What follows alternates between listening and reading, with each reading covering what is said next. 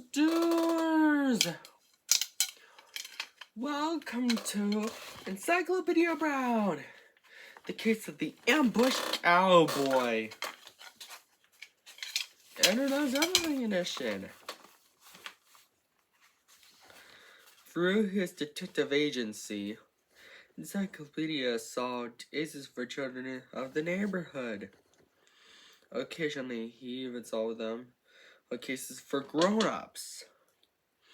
Whether his customer were children or grown-ups, they had one thing in common. They were always alive. He never supposed that one day he would solve a case in which all the people are dead for nearly 100 years. But that is what he did twice. While on a trip out west, the two adventurers in long-range detective work that had their beginnings in the dining room. In the brown dining room, the diner was very quiet. For the third straight evening, Chief Brown had not brought home a mystery for Encyclopedia Brown to solve. There was nothing to do but eat.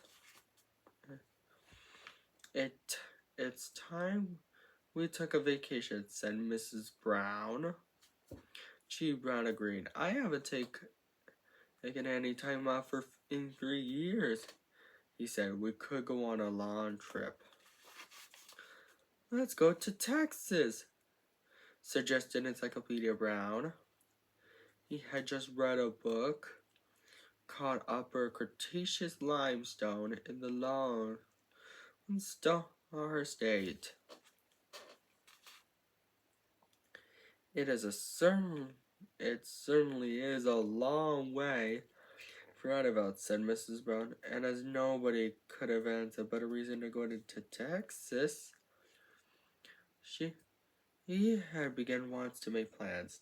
2 weeks later, her encyclopedia found himself bouncing painfully atop of a honest to goodness Texas Mustang. His father was riding in front of him. The boy detectives wished he had stayed behind his mother instead.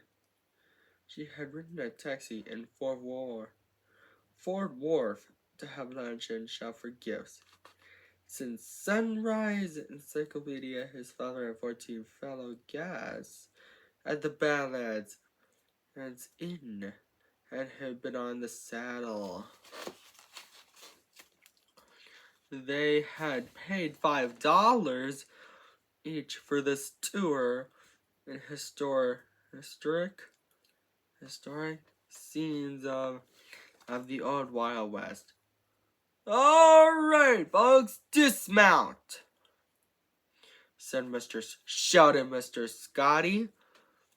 The tour's skinny little guide. Mr. Scotty had bow legs. They made Encyclopedia think of rain. I could jump. I could open an umbrella to Mr. Scotty's and never touch either one. Encyclopedia thought. Mr. Scotty pointed at a high rock that formed a perfect corner. That there is the Johnny Kidd corner, he said. Back in the 1870s, Johnny Kidd ambushed Ringo Charlie on the very spot. The members of the tour stepped forward. They looked at the rock. They looked at Mr. Scotty. Mr. Scotty spat out tobacco juice between his teeth. In them days, he said, Johnny Kidd and Ringo Charlie were feuding at the poker table. Johnny Kidd claimed Ringo Charlie kept too many extra cards up his sleeve.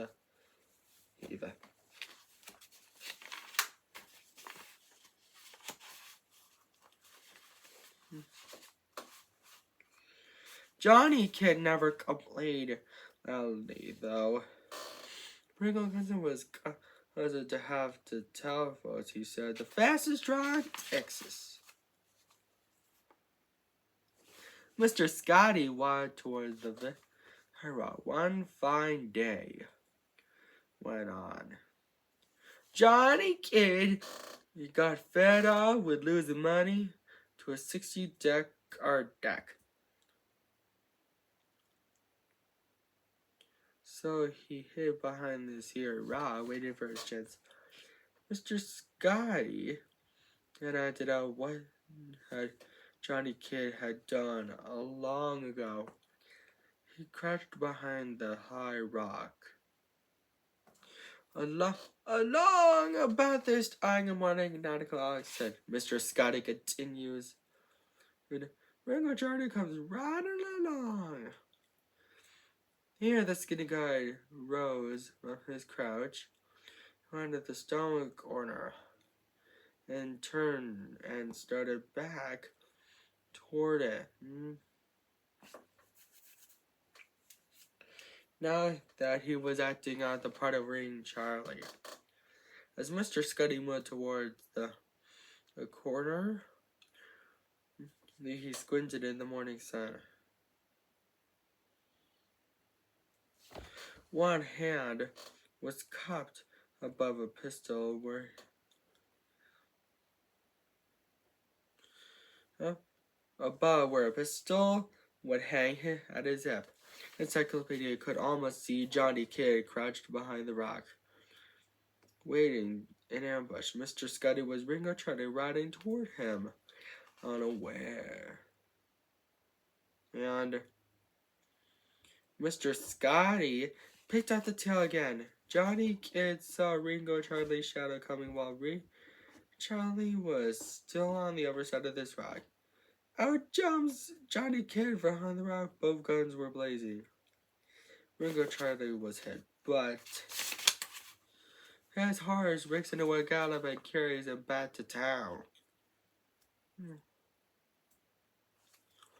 Mr. Scotty squirted more tobacco juice. He hit a lizard between the rocks. Ringo Charlie, he said, told the folk what had happened.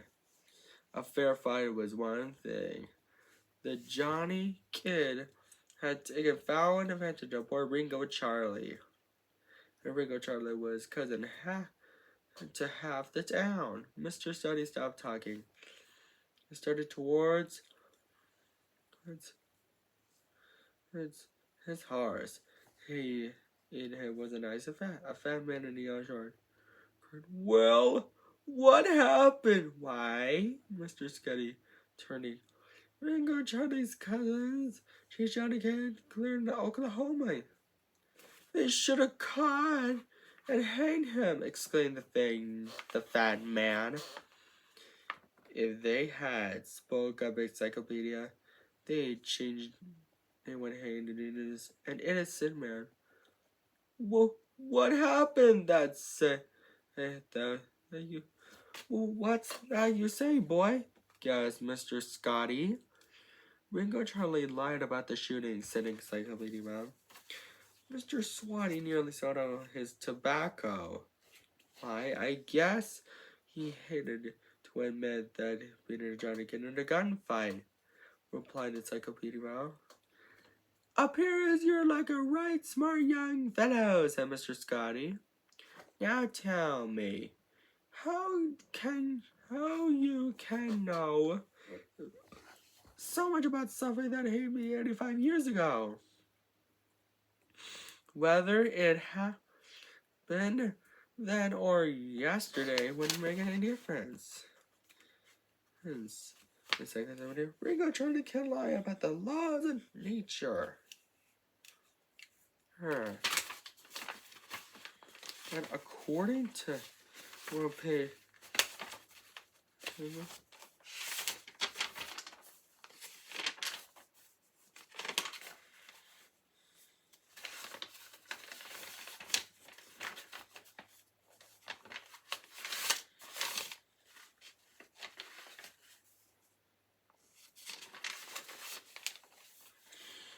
And Ringo Charlie had said Johnny Kid knew he was coming, because at 9 o'clock in the morning, the shadow falling ahead of him gave him away.